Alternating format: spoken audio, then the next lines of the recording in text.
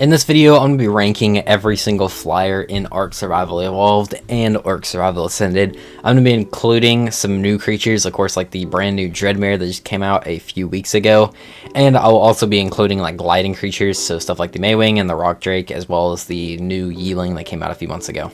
But last thing I want to mention is this is a PvE list and not a PvP list, so it's going to be from a PvE perspective. But anyway, at number 20 is the Space Whale, in last place, of course, and the reason it's in the last place is for a few reasons. First off, I mean, this is a more PvP oriented creature, so a lot of the abilities, of course, are for PvP.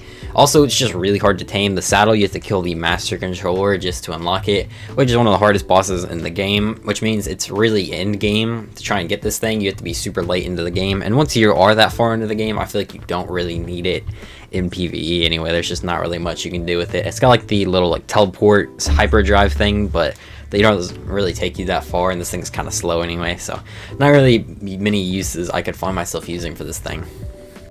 At number 19 is the Lymantria, or the giant moth, and I don't think this is a surprise to anyone. This one's not really super useful.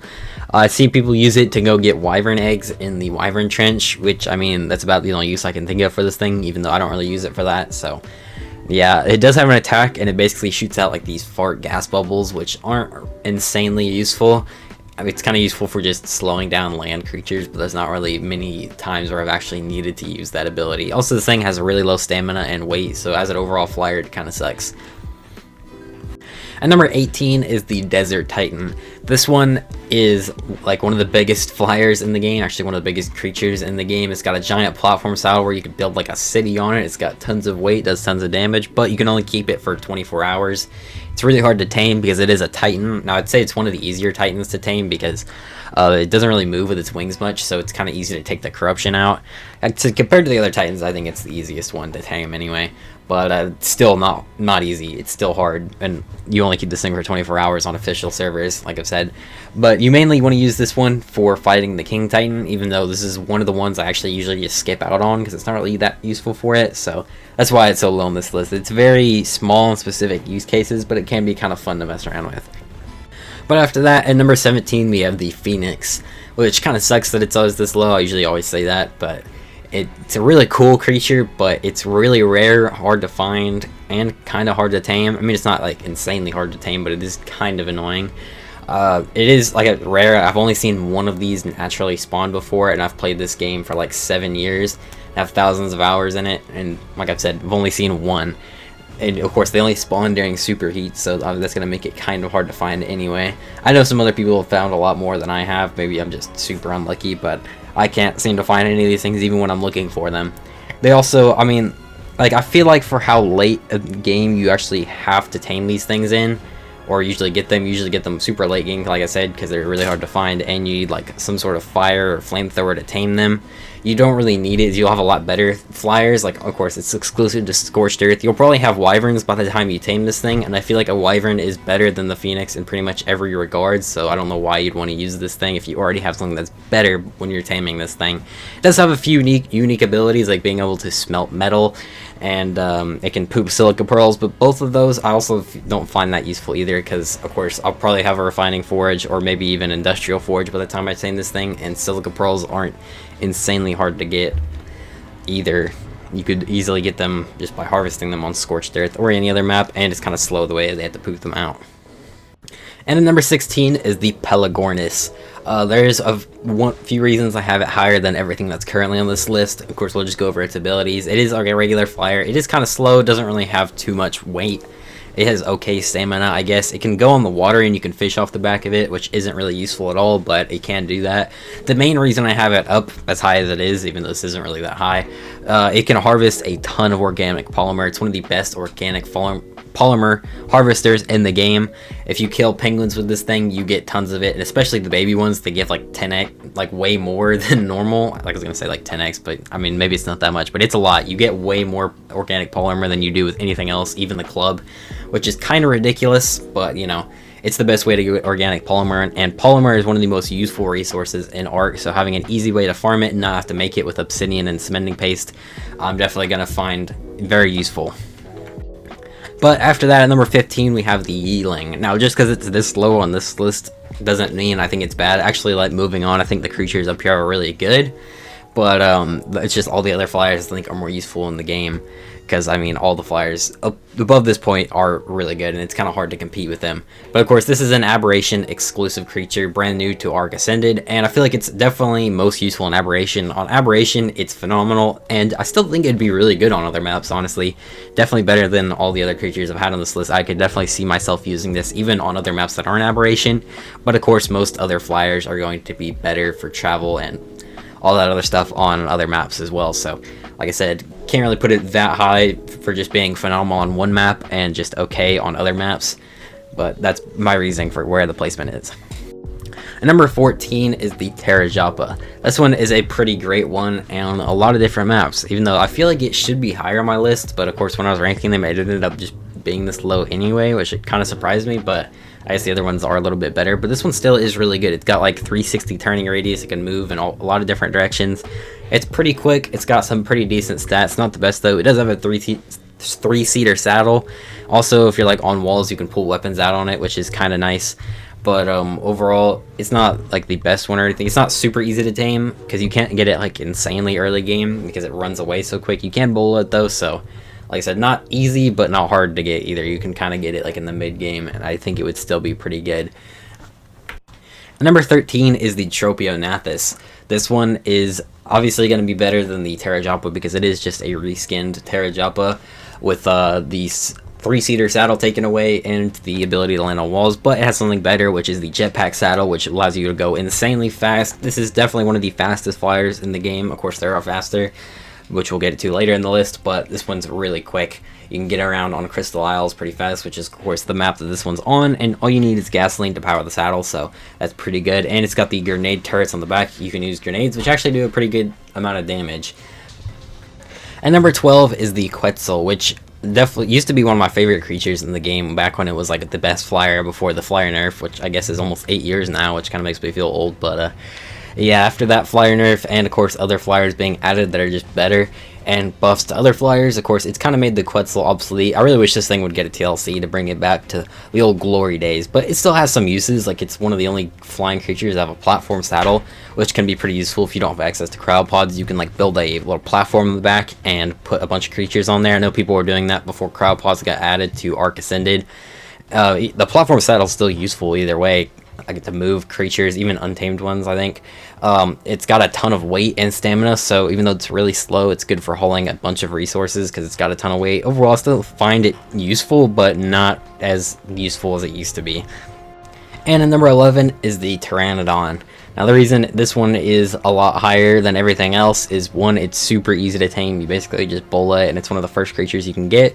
And for that, you have a creature that flies super fast and can get you around the map pretty well. I mean, it does have low stamina and low weight, which is why it's not any higher, but of course it's easy to tame, and for that you get a flyer that is definitely pretty useful.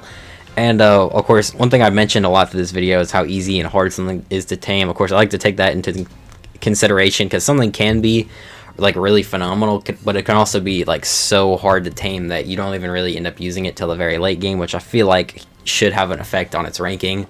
For this, of course, it's super easy to tame, and it's pretty good for how easy it is, so I think it should be worth something, especially more than the other creatures on the list. At number 10 is the Rock Drake. We're getting into the top 10, of course. I think all the top 10 creatures are pretty phenomenal, including the Rock Drake, of course. So it's like one of my favorite creatures in the game, so it shows you how good this top 10 is going to be. But of course, this one's great. It's mainly phenomenal on Aberration, but it's good on other maps too. Of course, all the ones you get on, I think you can move around the map super quickly with this thing, even on maps that aren't Aberration. But of course, Aberration is its strong suit, and it can climb on walls, do the dives and all that. It's got tons of weight, stamina, and can deal some pretty good damage as well. So overall, I think it's a pretty great creature. And at number 9 is the Griffin. This one is a great one as well. It's like the first creature to have the dive ability, and the dive ability is still great. Pretty much every creature that has a dive ability is awesome, and of course this one as well. It does have like the 360 turning, which is also nice. It's not really as great as some of the ones above it, mainly because it doesn't really have as many abilities as some of the other ones. It basically just has like its attack, and that's it.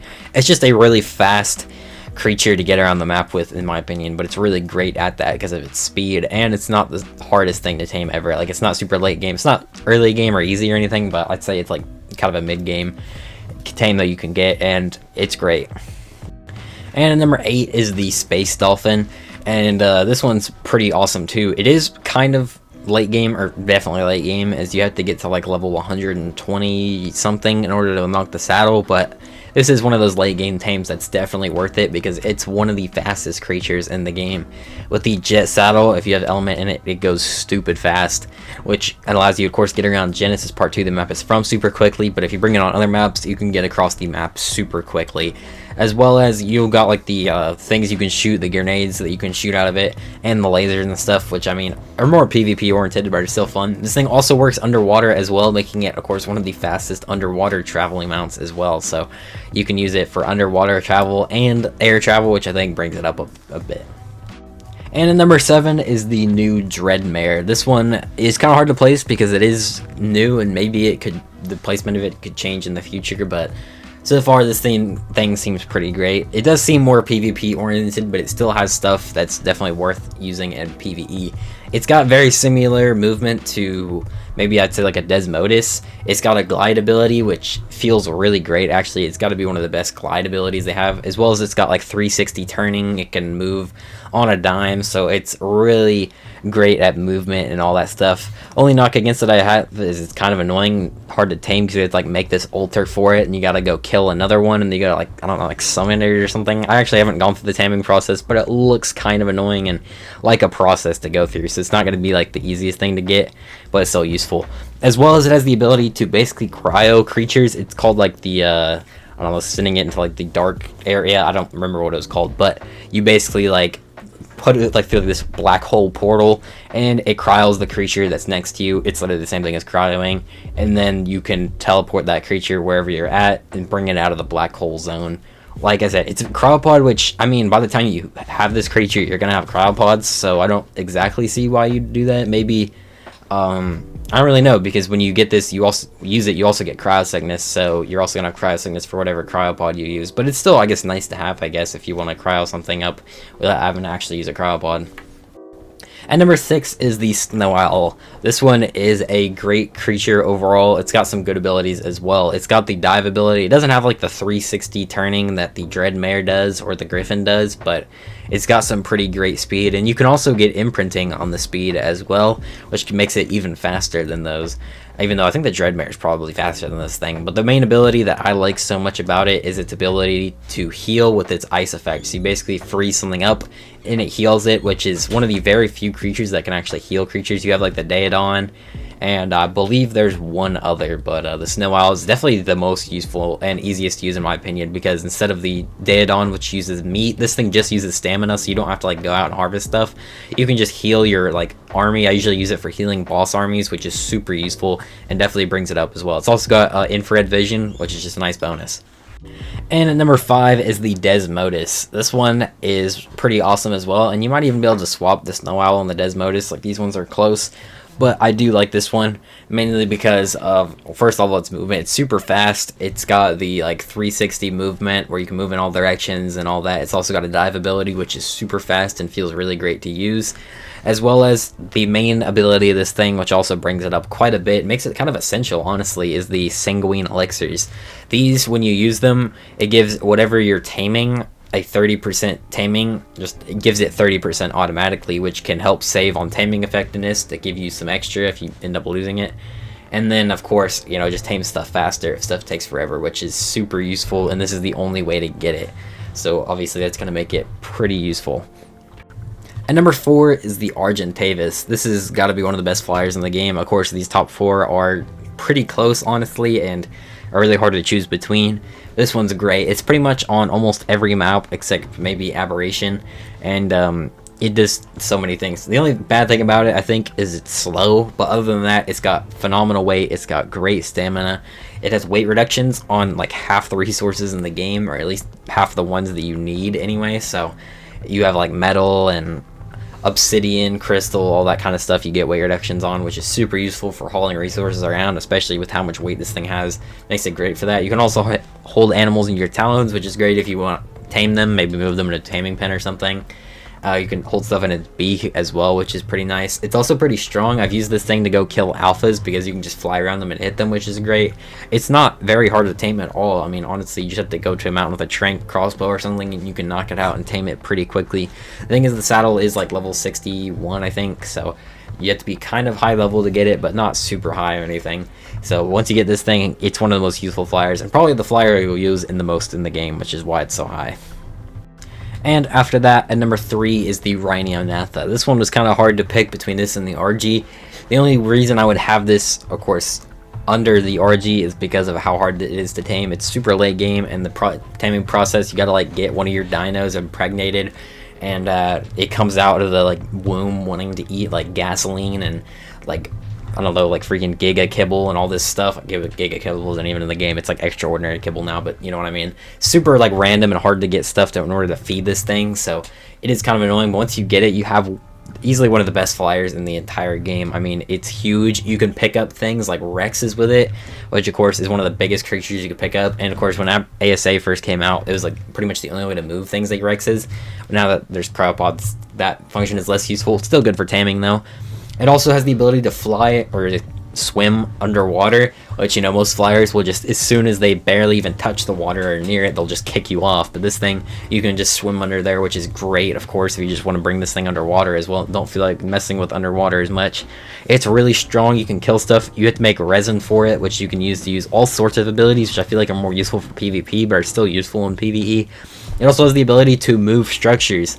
So on like official servers, I know you only have like 30 seconds of placement before it's permanently there, but with the Rinonatha you can move it. And of course, even on single player where it stays there infinitely and you can pick it up, you can still move things that have resources in them. So like if you want to move a vault that has all your stuff in it and you don't want to move all that stuff, you can just pick it up with the Rinonatha and move it somewhere else. So that is a great function of this thing as well. And number 2 is the Mwing. This one is gotta be like a fan favorite ever since it came out.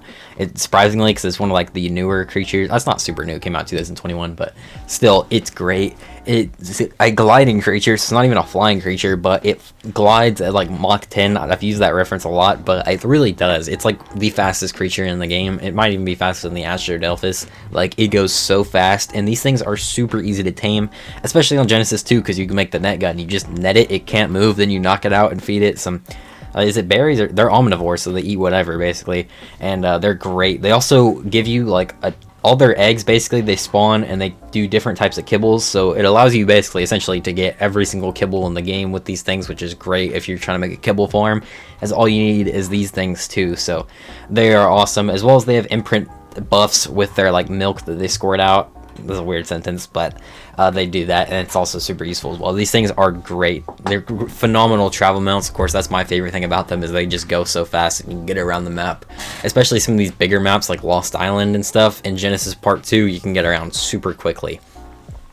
But at number 1 is the Wyvern. Of course, I know a lot of people would probably change this up, maybe not have the Wyvern at number 1, but it is my personal favorite creature. But there's also reasons why I like having it at number 1.